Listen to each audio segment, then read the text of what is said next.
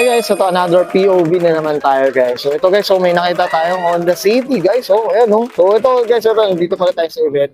So ito pero naka-flex dito guys. So nakabukas pa makina. Kasi wala yung owner. Ayan guys, so napakaswerte natin. At least ano tayo, makita natin mismo yung engine. So napakaganda ng kulay guys. Ayan, Honda City to guys. So ito yung mga ano, Type C, mga ganun na katawan guys. So ayan.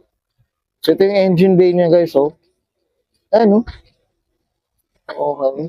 So ito, naka-strut bar, yan, naka-air filter. Ayan guys, so I'm sure marami pang mga mods dyan guys. Ito, naka-headers pa siya. Oh. Okay. Ganda ng kulay guys, so. Yung yellow niya, medyo matingkad siya guys. Yun ang kaganda dito. Spoon pala to guys, so ayan. No? So, naka-spoon. Ayan. So, up tayo dito sa owner guys, napakaganda ng build na ito.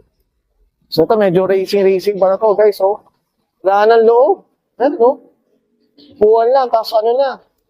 Lata na yung loob, guys. Ano? Ganda ng tindi, guys, oh. So, Honda City siya, guys. So, ayan. Dito sa likod, guys, meron siya, ayan, spoiler siya. Ayan, Type C nga to, guys.